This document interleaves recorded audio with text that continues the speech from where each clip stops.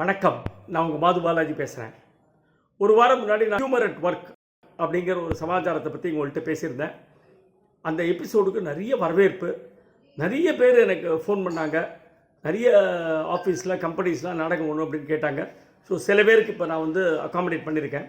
இதில் என்னென்னா, நாங்கள் நாடகம் கொடுக்கறத பற்றி இல்லை, கொடுக்குற இடத்துல எவ்வளோ ஸ்மால் கேதரிங்காக இருந்தாலும் பரவாயில்ல, அவங்க பொறுமையாக உட்காந்து ஒரு ஹாலில் ஃபுல்லாக நாடகத்தை கவனித்து அட்டென்ஷனோடு பார்க்கணும். அப்போ தான் எங்களுக்கு ஒரு சந்தோஷம் இருக்கும். பணங்காசெல்லாம் மீறி ஆடியன்ஸ் சிரித்தா தான் நமக்கு அதில் ஒரு ஹாப்பினஸ் இருக்கும்.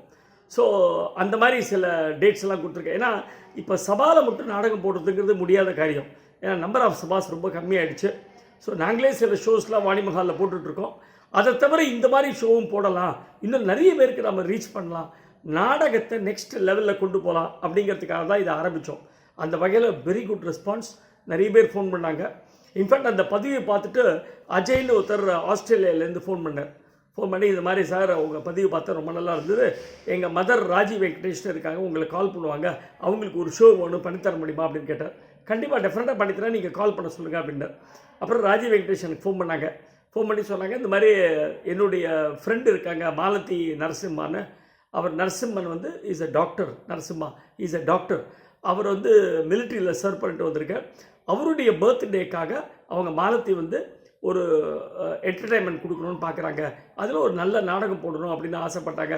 உங்கள் பதிவு பார்த்துட்டு தான் எங்களுக்கு இந்த ஐடியாவே வந்தது அப்படின்னாங்க.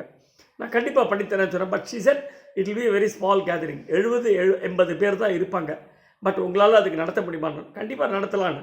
பட் கன்ஸ்ட்ரைன்ஸ் என்னென்னா, it will be a small hall. It will not be a big hall like ஒரு நாடக சபா மாதிரியோ ஒரு ஆர்ஆர் சபா மாதிரியோ ஒரு மயிலாப்பூர் ஃபைனான்ஸ் கிளப் பெரிய ஹால்லாம் கிடையாது. இட்ஸ் a ஸ்மால் ஹால், சின்ன ஹால். ஒரு 70 பேர் 75 பேர் உட்காரலாம் அந்த மாதிரி இடம். செட்டுக்கிட்டலாம் பெருசாக அங்கே போட முடியாது, பெரிய லைட்ஸ் எல்லாம் யூஸ் பண்ண முடியாது. மைக்கே 2 மைக்கு தான் நாங்கள் வச்சோம். இன்ஃபேக்ட் மைக் இல்லாமல் நாங்கள் போடலான்னு டிசைட் பண்ணோம். அதுக்கப்புறம் அவங்கள்ட்ட 2 மைக் இருந்து சரி போனால் பொறுத்தல அதை யூஸ் பண்ணோம். ஸோ அந்த மாதிரி ஒரு இடத்துல நாடகம் போடணும் அப்படின்னாங்க. கார்த்தால் ஒரு 11 மணிக்கு எங்கள் மெய்யம்மை டவர்ஸ்க்கு போனோம். எல்லோரும் போய் ரொம்ப சூப்பராக இருந்தது எங்களுக்கு. இந்த ஃபீலிங் ஒரு டிஃப்ரெண்ட் எக்ஸ்பீரியன்ஸ் எங்களுக்கு. பெரிய மேக்கப் கிடையாது, பெரிய ட்ரெஸ்ஸஸ் கிடையாது, சேஞ்ச் ஆஃப் ட்ரெஸ்ஸஸ் நிறைய கிடையாது, அந்த மாதிரிலாம் வச்சுட்டு செட்டு கிடையாது, அதெல்லாம் இல்லாமல் இந்த நாடகம். பட்டு அவ்வளோ நல்லா என்ஜாய் பண்ணாங்க எல்லோரும். அவருடைய பர்த்டே. ஸோ அந்த பர்த்டேக்காக அவருடைய ஃப்ரெண்ட்ஸ் எல்லாம் பெரிய பெரிய பொசிஷனில் ரிட்டையர் ஆனவங்க, அவங்க எல்லோரும் அன்றைக்கி வந்திருந்தாங்க நாடகத்துக்கு. ஒரு 70-75 பேர் எல்லோரும் மனசு விட்டு சிரித்தாங்க. என்னென்னா, இந்த மாதிரி எல்லா இடங்களுக்கும் போகலாம் அப்படிங்கிறது மனசில் வச்சுட்ருக்கோம். அந்த நாடகம் முடிஞ்ச உடனே எல்லாருக்கும் அங்கே இலை போட்டு சாப்பாடு. ஸோ எங்களுக்கு என்னமோ ஒரு கல்யாணத்துக்கு போய் அந்த கல்யாணத்தை என்ஜாய் பண்ணிட்டு வந்த ஃபீலிங் ஒன்று எங்கள் ட்ரூப்பில் எல்லோரும் கிடச்சிது. அவ்வளோ சந்தோஷமாக இருந்தது. அதாவது 11 மணிக்கு நாடகம்னா 10:10 தான் அங்கே போய் சேர்ந்தோம். 11 o'clock we started the play. ஏன்னா ஒன்றும் பெரிய ப்ராப்ஸு அதெல்லாம் எதுவுமே கிடையாது, டைலாக் ஓரியன்ட் பிளே. மோகனே சொல்லுவான், எங்கள் நாடகம் மேடையில் இருக்கிறனா உங்கள் கண்ணுக்கு தெரியணும், மேடையில் இருக்கிறனா பேசுகிறது உங்கள் காது கேட்கணும், அதுதான் எங்கள் நாடகம் அப்படின்னு மோகன் சொல்லுவான். அந்த பாணியில் இப்போ இந்த நாடகம் நேற்றுக்கு நடத்தினோம். Wonderful experience. ரொம்ப நல்லா போச்சு. அவங்களுக்கு ரொம்ப சந்தோஷம். நாடகம் முடிஞ்சு ஒரு 3/4 மணி நேரம் அவங்களோடலாம் இன்ட்ராக்ட் பண்ணி நிறைய ஃபோட்டோகிராஃப்ஸ்லாம் எடுத்துகிட்டு we all had a very good time.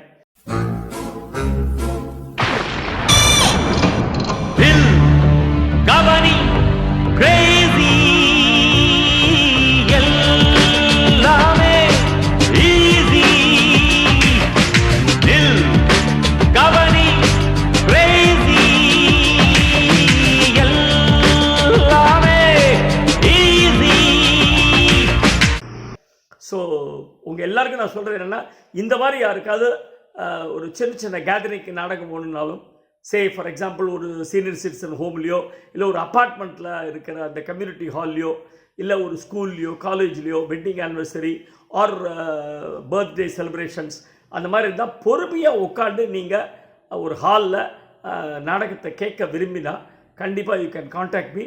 We can give you an excellent entertainment. ஒவ்வொரு இன்ஸ்டியூஷன், ஒவ்வொரு ஆஃபீஸு, ஃபேக்ட்ரி அதுக்கு தகுந்த மாதிரி சில டைலாக்லேயும் நாங்கள் மாற்றி அவங்களுக்கு தகுந்த மாதிரி கொண்டு வரோம். அந்த மாதிரி ஒரு புது கான்செப்ட் ஒன்று அரைவ் பண்ணிருக்கோம். இதில் எல்லா நாடகமும் வச்சுட்ருக்கோம். அவங்க எந்த நாடகம் கேட்டாலும் அதில் அந்த சமாச்சாரத்தை இன்கார்பரேட் பண்ணி அவங்களுக்காக நாங்கள் கொடுக்குறோம். So it will be a good experience. அந்த மாதிரி உங்களுக்கு டேட் வேணும்னா கண்டிப்பாக you can contact me Madhu Balaji at 9841049386. Okay, thank you very much. அடுத்த பதிவில் உங்களை சந்திக்கிறேன். அது வரைக்கும் வர்த்தா.